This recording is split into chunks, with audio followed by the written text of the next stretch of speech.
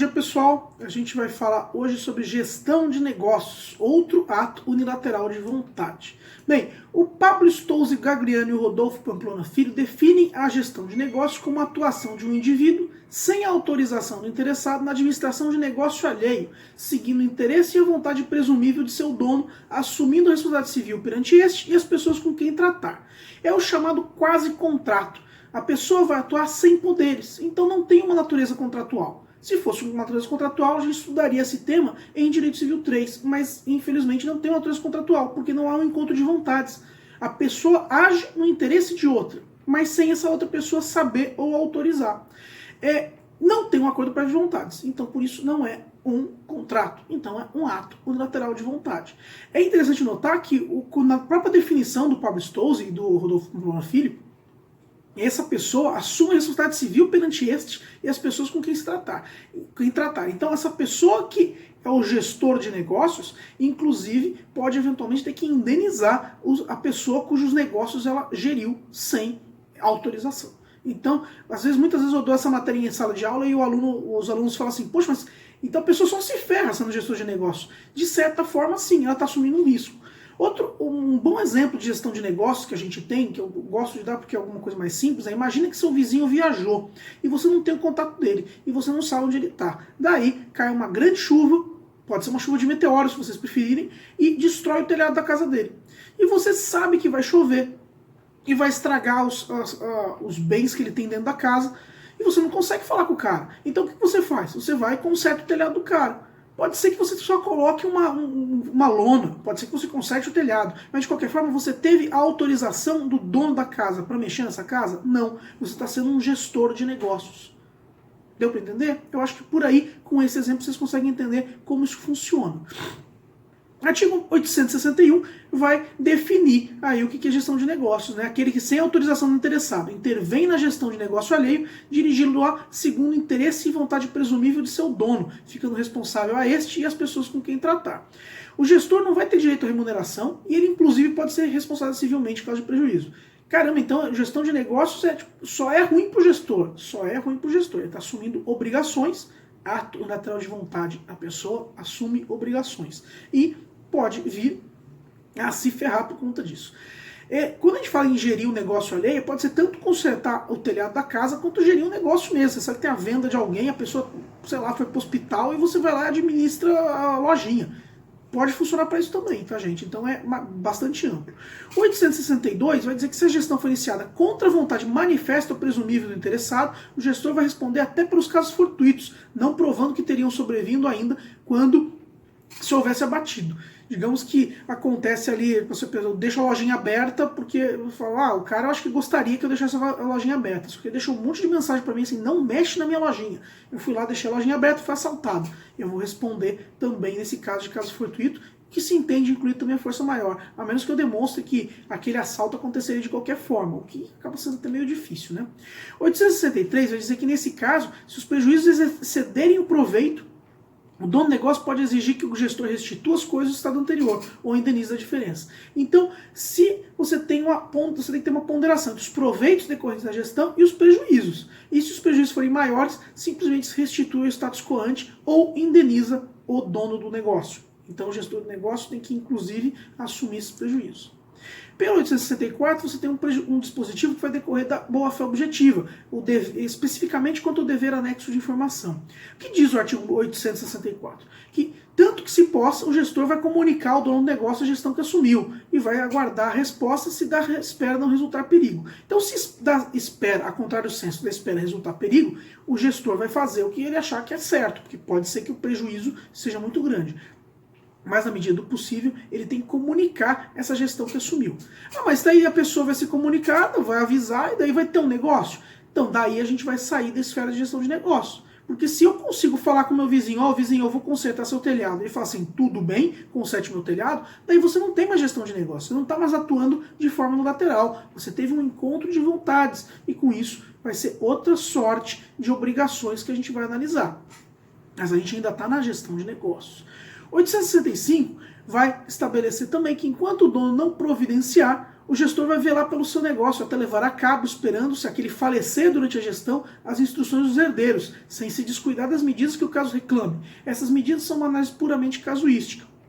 Então, enquanto o dono não der uma posição, não falar pode consertar o telhado, ou pode administrar a lojinha, ou venda os salgadinhos ao preço X, o gestor vai levar o negócio da melhor forma possível, quando for urgente. E vai esperar, se por acaso o dono do negócio falecer, ele vai esperar as instruções dos herdeiros. A responsabilidade subjetiva do gestor está previsto no artigo 866, pelo qual o gestor vai utilizar toda a sua diligência habitual na administração do negócio e vai ressarcir ao dono o prejuízo de qualquer culpa na gestão. Então a culpa aí, responsabilidade subjetiva, dolo ou culpa, chamada culpa lato sensu, né?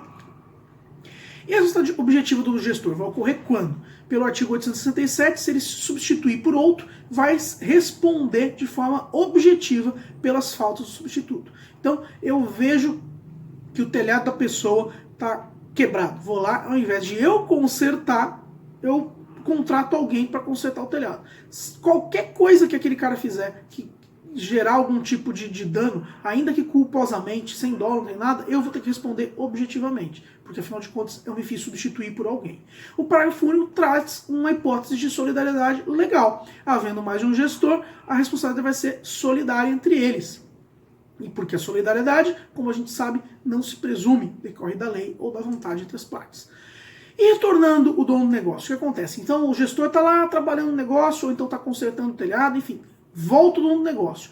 São duas opções. Ou ele ratifica a gestão e com isso se converte a um mandato com efeito sextunc, mandato, o contrato pelo qual uma pessoa atua no lugar de outra, ou se ele não aprovar essa gestão, vai ter perdas e danos contra o gestor. A ratificação da gestão está prevista no artigo 869 e 873 do Código Civil.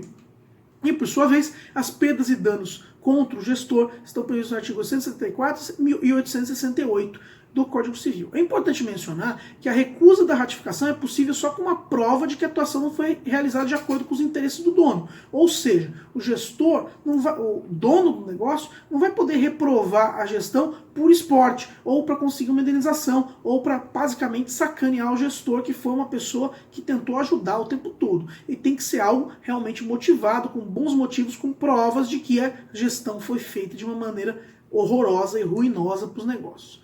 O 869, parágrafo 2º, também traz um aspecto de boa-fé objetiva e o princípio da eticidade, que é um dos princípios formadores do Código Civil.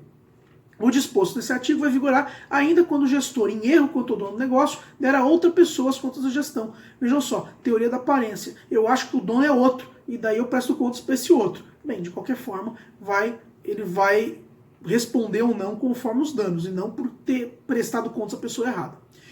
O 870 do Código Civil vai determinar que quando a gestão se propõe a acudir prejuízos iminentes ou redunde em proveito do dono do negócio ou da coisa, e a indenização do gestor não vai exceder as vantagens obtidas com a gestão. Ou seja, o gestor que atuar e gastar o próprio dinheiro, o máximo que ele vai conseguir é o ressarcimento daquilo que ele teve que investir para gerir o negócio do dono do negócio. Bom, professor, quer dizer que se ele administra um negócio alheio, ele ganha muito dinheiro e a coisa vira, assim, o cara ganha muito dinheiro do negócio. Ainda assim, o gestor não vai ganhar nada a mais? Não, ele vai ganhar só aquilo que ele investiu, tudo aquilo que ele efetivamente gastou para gerir o negócio alheio. Bom, mas não é justo, professor. Não é uma questão de justiça, é uma questão de reparação, um ato lateral de vontade. Ele só tem direito à reparação, ele não tem direito a mais do que isso. Por quê? Não houve um acordo de vontades prevendo mais do que isso. Pensem a respeito. O artigo 871 também vai trabalhar com a ideia de boa-fé objetiva e também com dignidade da pessoa humana. Quando alguém, pelo artigo 871, na ausência do indivíduo obrigado a alimentos, por ele os prestar a quem se devem, pode o devedor reaver a importância, ainda que este não ratifique o ato. Então, o que acontece? O indivíduo é obrigado a alimentos, tá? Aí a pessoa some. Daí o gestor de negócio vai lá e paga alimentos no lugar do gestor. Esse gestor, essa pessoa pode reaver a importância, mesmo que não ratifique esse ato. Por quê? O devedor não pode reaver do alimentado os alimentos, porque os alimentos são irrepetíveis, mas o gestor pode reaver a importância do devedor caso esses alimentos não fossem devidos. O O artigo 872 vai tratar de uma situação muito difícil de provar. O que diz o artigo 872? Nas despesas do enterro proporcionadas aos usos locais e à condição do falecido, feitos por terceiro, podem ser cobradas da pessoa que teria a obrigação de alimentar a que veio a falecer, ainda mesmo que essa não tenha deixado bens. E o parágrafo único vai dizer que cessa o disposto desse artigo em se provando que o gestor fez essas despesas com o simples intento de bem fazer. Então, a pessoa vai lá e toma e assume as despesas de enterro de alguém. Olha só que situação. Daí, nessa situação, ela pode cobrar essas despesas depois de uma pessoa que deveria ter alimentado a pessoa que faleceu, ainda que essa pessoa que faleceu não tenha deixado bens. Ou seja, você vai ir além das forças da herança. Eu gastei com o funeral do falecido. Você que é filho dele, que você não gastou nada, você vai me devolver esse dinheiro. Tem essa situação. Mas o parágrafo único tem a situação aí que faz com que o gestor nem seja indenizado por isso. Por quê? Se provar que o gestor fez essas despesas com o simples intento de bem fazer, só por bondade. Ah, só fiz isso por bondade mesmo. Então ele não vai poder pedir de volta nem o valor pago a título de funeral, de despesas. 875 vai tratar de negócios conexos, né? Você vai tratar o gestor como um sócio. Daí o marido do 875 ele é meio complexo, e o parágrafo único vai lembrar que, no caso desse artigo, aquele em cujo benefício interveio o gestor só vai ser obrigado na razão das vantagens que lograr. Então você também tem essa situação em que o gestor atuou em benefício de alguém, isso só vai ser obrigado até as vantagens que forem feitas. Vale a pena dar uma analisada junto com a doutrina, tal, que eu indiquei para vocês, que esses artigos são muito específicos, fica até difícil a gente pegar e entrar e, como é que eu vou dizer, desembaraçar o artigo sem ver um contexto maior. O que é importante lembrar? Eu acho que, a título de resumo, isso é bastante importante lembrar a respeito de gestão de negócio. O gestor não tem direito a remuneração nenhuma. Ele não é remunerado. Ele só pode ser ressarcido, porque é um ato unilateral. Pensem na história, da ideia do ato unilateral. É a prática de um ato de vontade que faz com que você seja devedor de algo. Nesse caso da gestão de negócios, você pratica atos no interesse daquele gestor, e o máximo que o dono do negócio pode ser obrigado a fazer, nesse caso, é ressarcir o cara. É ressarcir o gestor que tomou aí para si essa possibilidade de gerir o negócio alheio. O dono do negócio, porém, ele pode, por bondade, instituir uma doação remuneratória em seu benefício, conforme se prevê aí o artigo 540 do Código Civil sobre doação, que a gente não vai ver esse semestre, é matéria do semestre que vem. Tá certo, gente? Na próxima aula, pagamento indevido, a penúltima aula do nosso Direito Civil 2, tá? Bom dia, bons estudos, dúvidas do Google Classroom e até a próxima aula.